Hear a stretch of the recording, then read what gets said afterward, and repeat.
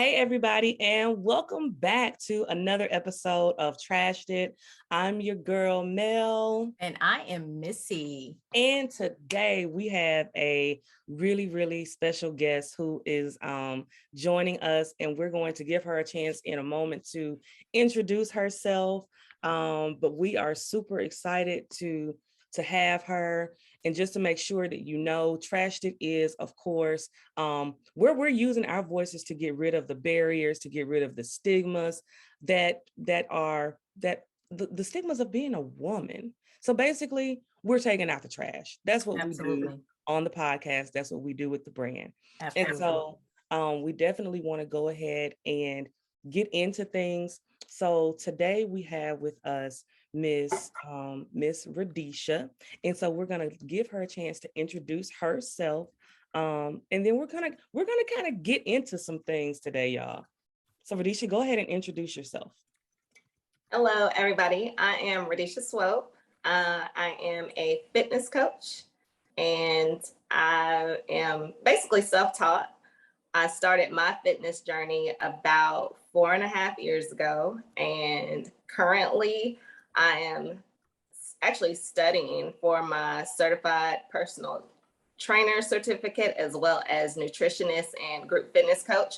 But I am already training in person, one-on-one training. I also give group classes for cardio. I recently started a river run classes, which is like cardio work down at the riverfront on the stairs in Evansville.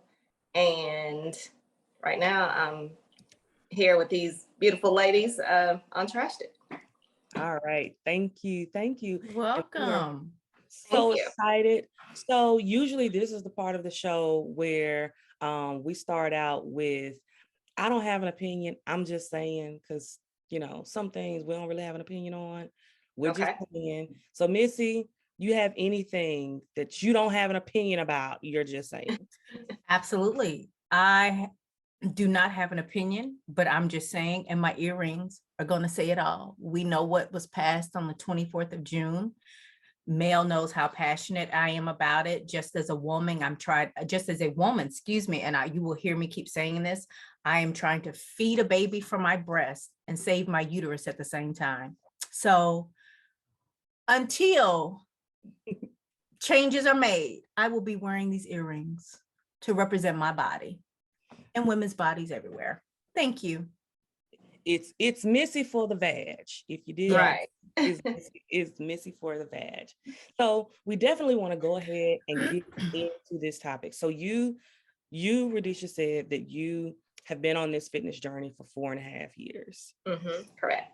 So I remember, so for those that didn't know, Radesha used to be my hairstylist when we first moved to Indiana. And it was, for me, love at first sight for my hair, right? And I have been, you know, trying to figure it out ever since. But I remember when we first started seeing you post just little tidbits about working out, right? Right. And because, you know, you've always been smaller. So to me, like, man, Radesha, get out of here with this. Like, you're already doing it. You're already toned. And there was one day you posted a picture and you posted a before and after. And you were talking about just, I think, maybe some health challenges you had, I think, that may have led you to your journey. So can we talk about that for a minute? Yeah, absolutely. There were several things, but right before I turned 40, I was sort of depressed about turning 40, first of all, because 30 wasn't so bad, but then like 40 felt like super grown, dang near old, you know. I was like, I don't really like that number. And I looked in the mirror at myself, and I was like 39. And I was like, this is not it. No. And yes, you're right. I'm a naturally smaller person, but it wasn't a cute small. It wasn't toned. Gravity was starting to take over. I was like skinny, but not in a cute way. I had like skinny with a pot belly. It just wasn't cute to me. I'm just being honest. I wasn't comfortable in my skin. And simultaneously, I was going through a very difficult time in my life. At the time, I was basically, I was severely depressed. So Wow. severe depression coupled with I didn't physically like the way I looked, coupled with I'm about to turn 40. It just felt like a lot. And it was time for me to make a change. And I thought back to when I used to feel good all the time. And I was an athlete, you know, in my youth. And I decided, you know, I always felt good when I worked out, when I ran, when I did all those things when I was active. And I decided right then to become physically active. And that's when my fitness journey started. Wow. Wow. So, I think a lot of people wouldn't know that because I think we make this assumption, And oh yeah, you know what, y'all, we didn't say what we were trashing today. We're we're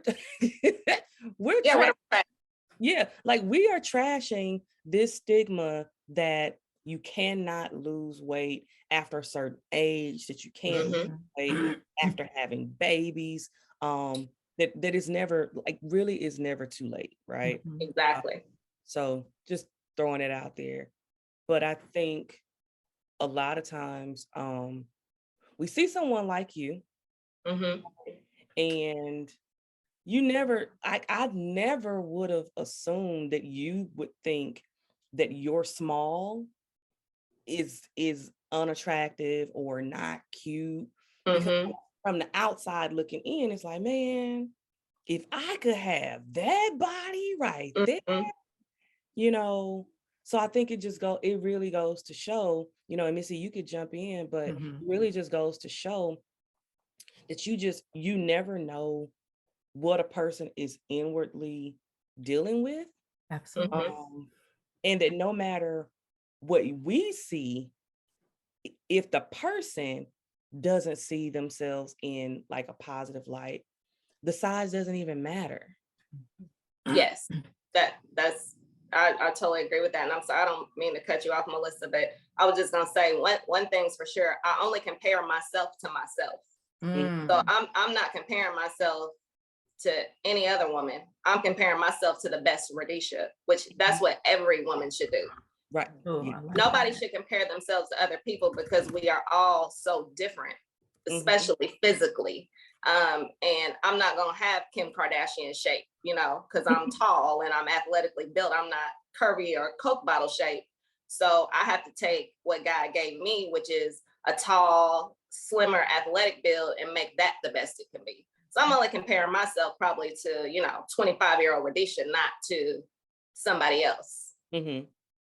Yeah. Oh, and that is so good. First of all, just the transparency and the honesty behind the journey, you know, that what has started your journey, excuse me.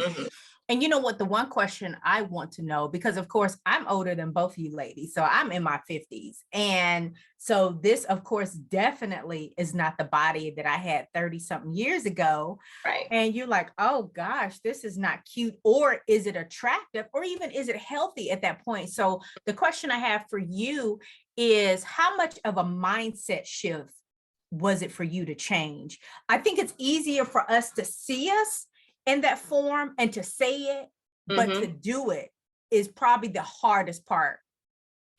Yes, I'm so glad you asked me that, because honestly, that is key. A lot of people, when they ask me about like working out, where should I start? Honestly, you have to start mentally. It has to be a mental commitment. It's no different than if you started a relationship with somebody and you started dating them. You know, it's not about you anymore. It's about both of you. And when you commit to changing your body physically, it's a mental commitment first, because you're not going to feel like getting up every day or working out or whatever time you work out. You're not going to feel like it every day. And that's a big misconception that I think people see fit people or people that work out, and they think we wake up every day and we're like, oh my God, it's Wednesday. I just can't wait to run 5 miles today because my life is perfect and I feel great. Like, no, like everybody gets out of the bed the same, like, oh, I'm tired. I don't want to get up. You know, I don't want to do it, but you do it anyway. So it's definitely a mental commitment. on top of that, I wanted to say too, I went up a flight of stairs when I was 39 years old, and I huffed and I puffed. Girl, I dang near blew the house down, and I probably went up 10 steps. And I said, this is not it either. So that was a big part of it too. I did not feel healthy. My heart was not healthy. I knew my cardio was off. All of those things, you know, I was like, I'm not taking this into 40. Bottom line, I'm changing it. Yeah. Yeah, that's good. What has been the biggest hurdle for you? I would say nutrition, probably. The fitness part, I'm gonna be honest. You know, I was an athlete back in the day. So once I got back into it, it was hard at first. Once I got back into it, I actually enjoy going to the gym. I enjoy, you know, challenging my body physically. But I'd say the first 2 years I spent time at the gym, but my diet wasn't the best. It wasn't the worst, but it wasn't the best.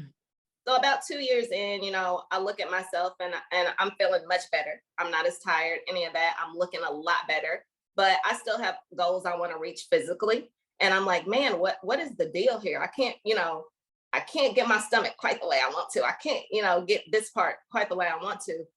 And I realized, you know, it was nutrition. And so it was just trial and error for me. So now for me, anybody else, I'm like pushing the nutrition immediately.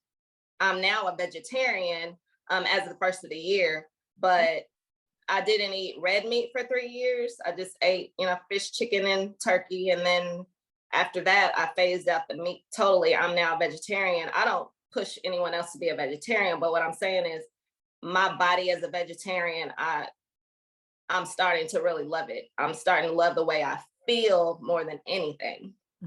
But changing my nutrition definitely helped me reach my physical goals a lot faster. Yeah. Okay, so I want to shift just a bit because I know there are many women out there who, like me, looked at you and thought, okay, girl, I see you on this weight loss journey, but child, I got 3 kids, 2 C-sections, miscarriages, child that died. Like this body right here is not about to be, she's not about to have a flat stomach ever again, unless she has plastic surgery. So for those, for those of us moms out here who say, well, I have kids and and after kids, you know, it's not possible for me to have my shape back the way I initially had it. But what do you say to counteract those like me that would show up to your class and have every reason under the sun to, you know, I have every excuse under the sun? All the excuses. Well, that can be a complicated question. I do want to say I am a mother. I had 2 children biologically. I have 4 altogether. I had 2 biologically. I lost my second son. I lost my second son at 5 months pregnant, almost 6 months. So my body was stretched out twice. And then I did have I had a fibroid surgery in 2020. That stretched me out too. So my body's been through it too.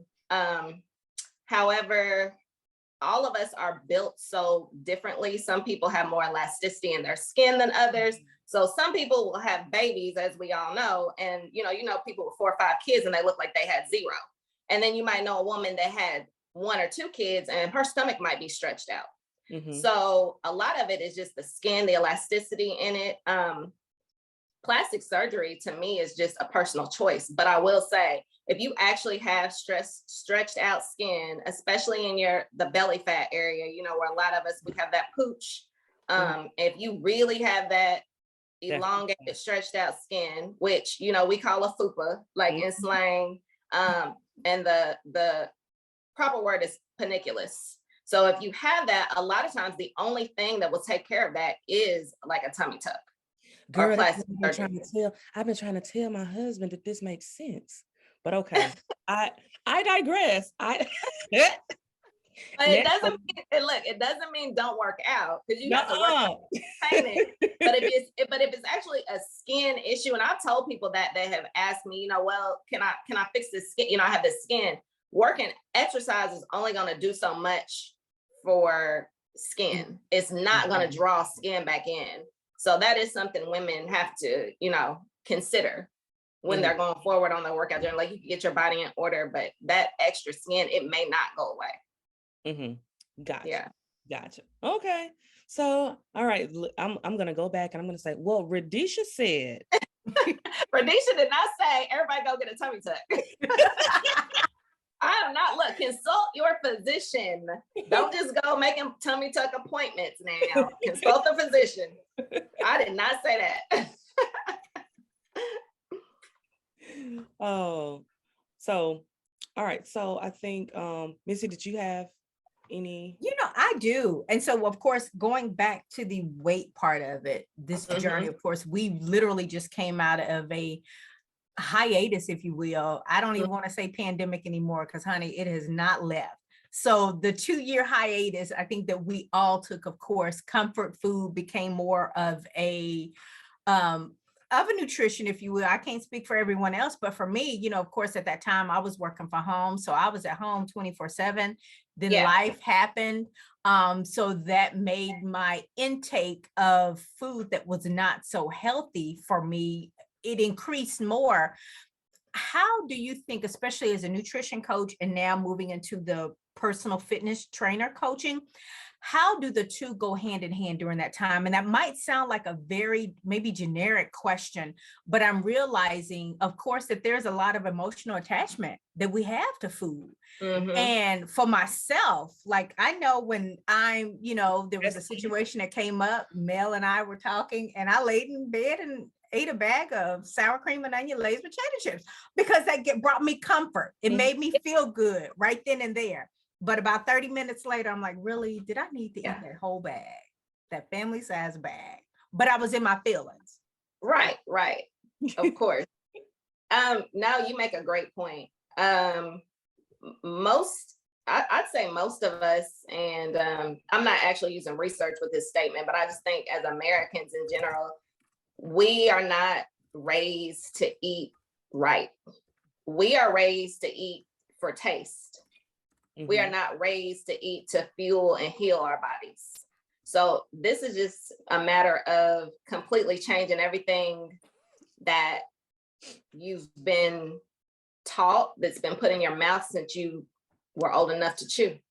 We are put food, as soon as we're old enough to chew, our parents are giving us things that are bad for us, that are sugar filled and white flour filled and sodium filled, delicious, but all of the things that once we hit a certain age, now we have high blood pressure and we have, we're overweight and we have all of these issues.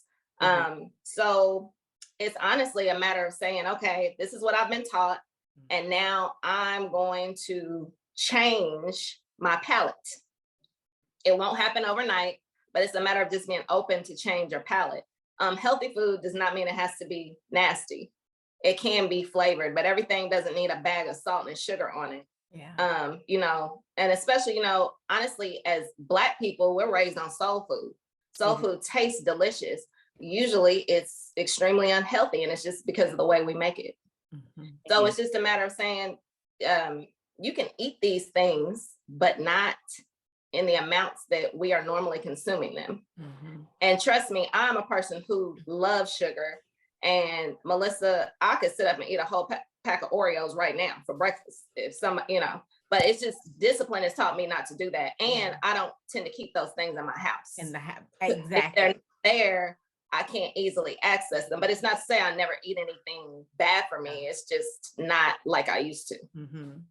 And you know what, and not cutting you off, Radesha, it just hit me when you were talking about the soul food. This week, I saw a meme on Facebook, and it was a picture, a plate of greens, macaroni and cheese, sweet potatoes, and fried chicken. And the caption was, "And we always say for the nourishment of our bodies." Girl, and for me personally, wow, that hit me. I'm like, oh man. Yeah. Like, Oh, Father God, we thank you for this food. Please let it bless me for the Yes. nourishment of my body. Of my And that body. is so high blood pressure and diabetes. Right. Oh, woman. All day. All day. Yeah. Dang. That's crazy. Yeah, I haven't seen that meme, but I look forward to seeing it. Yes. Mhm. Yes. I So- better not post that though. Being a vegetarian, I'll probably get talked about bad because people don't like vegetarians. So, you know. So okay, I want to go back to what you just said because that whole nutrition thing, Mhm. that's major. And I know on a previous podcast episode, I was talking about, just kind of like my health journey and all the things, and how I ended up just recently, well, earlier this year, going to a holistic nutrition program. And one of the things I learned was that there was a lot of just like toxic things that your body just kind of builds up over the years. Mhm. And so when they were telling me my metabolic age versus my real age, my physical age, Mhm. it was devastating. It was absolutely devastating.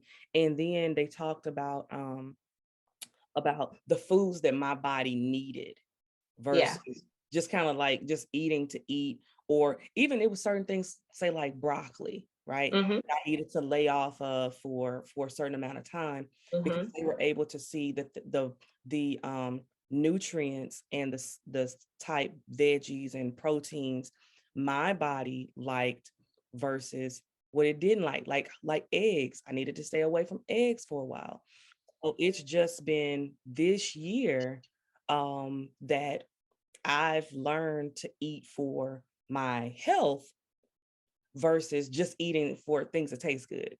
Right. So like now I eat to nourish my body, Mhm. give my body fuel. Okay, now I Yeah. don't do this all the time. Let me clarify.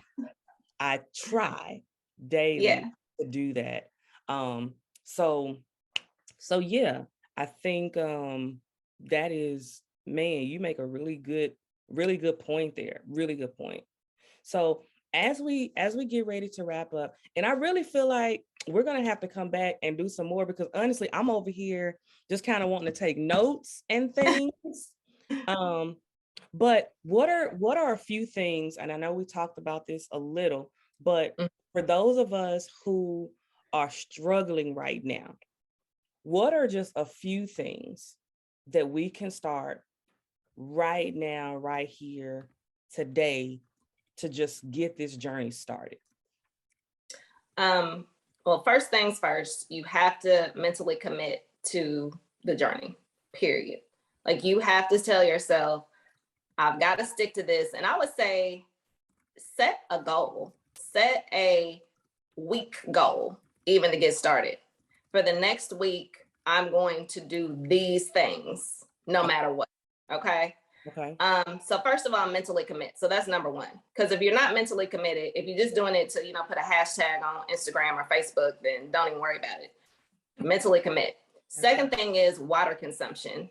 Everyone in general, this is in general, you should be drinking about half your body weight in water in ounces daily. So anybody I train, I start there. Water consumption. Water regulates weight. Water gives you a feeling of being full and satiated. Water helps with digestion. Water helps with everything. So a person that's 200 pounds should be drinking 100 ounces of water daily. Okay. So that's one of the first things I start with. Then secondly, write down what you eat for a week straight. Write down everything you eat, including snacks. Don't lie to yourself. Look at that list. Look at that list. And then literally look at what you're putting in your body and say, where can I make some changes here? And I'm talking about obvious, like common sense changes. Like if you have McDonald's on there 3 times out of the week, start there, eliminate that McDonald's. So you want to eat whole foods, not processed foods. So for instance, like I said, if you have McDonald's on that list 3 times, we're going to take that McDonald's off and we're going to put whole foods in place of that, in place of fast foods and processed foods, fruits, vegetables, grains. And then lastly, you're going to say, I'm going to work out this many times a week. That could be at home. There are free YouTube videos out there everywhere.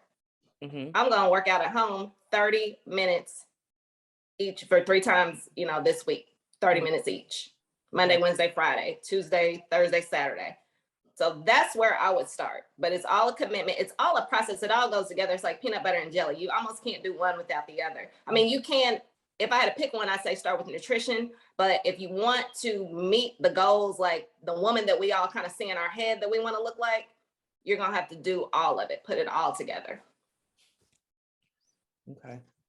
Woo, child. Okay. I'm overdue. Look. She said I'm overdue. Honey, I'm past overdue. Start with the water. Definitely the water. Oh, and you know what? I do that. I do. I've even started to enjoy doing it. Yes. But Now, again, is the for me, I think it's just being mobile. And now that I'm recovering from COVID, like, so now where do I start? Because what I don't want to do, and Mel, I hope you don't mind me asking this question, because I know, we're still trying to wrap up this interview, because, you're seeing articles if there's a new variant around, and they're basically saying everybody eventually is going to have at one point in their life. And so I know you are not a physician. I know you're not a nurse, but I do want to ask. So for the ones like myself that are coming out of this COVID sickness, if you will, or illness, what would you recommend us doing so that way, unfortunately, that we don't become a long hauler? Like I'm asthmatic as well. So now I'm paying more attention, to my oxygen levels, making sure I'm doing breathing exercises. And I'm like, oh, now I really want to start working out, but I have to be careful because I don't want to overdo it. So what are some recommendations even for that? And actually, Melissa, I had COVID January 1st. Happy New Year. I had COVID. It was terrible. I was laid down for almost 2 weeks, lost 10 pounds, set a girl back. I just started getting back into it slowly. But as soon as I was able, I went straight to the gym. No mask. Yes, I'm one of those people. As soon as I was well, I went straight to the gym. But I had to take my time building back up. So in your situation, coming out of COVID, it's just going to be a matter of little baby steps. Maybe you can start by working out 10 minutes a day, especially with you having asthma. And I would definitely, speak to your doctor about what he or she would recommend. But it may be just 10 minutes a day, because I know COVID is very hard on the lungs, and you can't just, you don't want to pass out. You're not going to jump in and do an hour of running, but maybe you can get in, 10 minutes of some sort of cardio a day just to start building those lungs back. But just start with baby steps, and don't be frustrated because you can only do 10 minutes. Yeah. That's the key to stay, this is a buildup. And that month will go by so fast, you'll probably be up to 30 minutes. That's good. Thank you, ma'am. Yeah. You're welcome. I have enjoyed this so much. Like, I almost feel like we need to keep the conversation going, because I think there's so many. Definitely got to have you back. Yes, there's so many unanswered questions I think we both have, and that I know that the ones that follow us do have. Yeah. I would love to see fitness become a trend, especially in our community. So many other things are trendy. Can be fabulous in so many other ways. I would love to see us be fabulous with our health and to raise our children better, than what we were raised in. And I don't put my parents down or your parents down. They did the best they could do with the knowledge they have, but I'm just a firm believer in when you know better, you do better. Absolutely. And, we have an opportunity with all the knowledge out here to raise our children, not drinking sweet tea every day or Kool-Aid every day, things like that. And they can really grow up and be healthy, fuel-filled adults and pass that down, for generations to come. I would love to see that.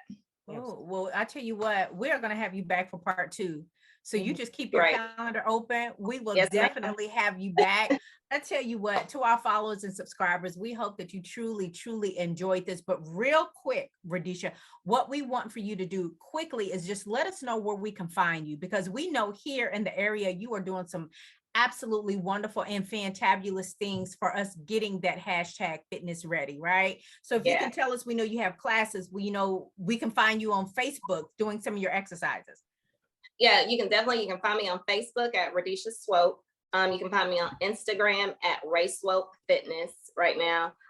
Really, mainly I publicize everything through my social media, especially Facebook. I get most of my clients off of Facebook, so just hit me up on Facebook, DM me there. I'm actually currently like working on website and all that stuff. I don't have all that launched right now, but yeah, just hit me up on Facebook. Right now, I'm giving classes at Young and Established every Tuesday at 6:30 p.m., 30-minute cardio classes. And like I said, I'm going to start advertising this week coming up for river classes down at the river on Saturday morning at 8 a.m. 30-minute cardio stair class. Yes. So, okay. So Radesha, for those who are not in the area, who don't live in, as I don't know if we said that, but you're in Evansville, Indiana.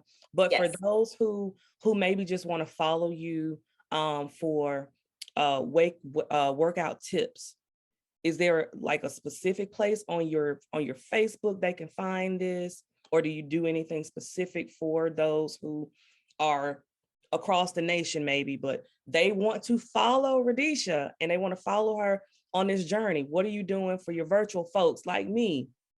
Right now, the best I could do for you is my Instagram page at Swope Fitness. But I am working on online training. So that is in the works. I got so many things going on, ladies. I wish I had it all to give out today. That's why we got to have you back. Yes. That's why right there. But that's at my Instagram page is just all fitness. That's it. So yeah, you can follow me there at Swope Fitness. All right.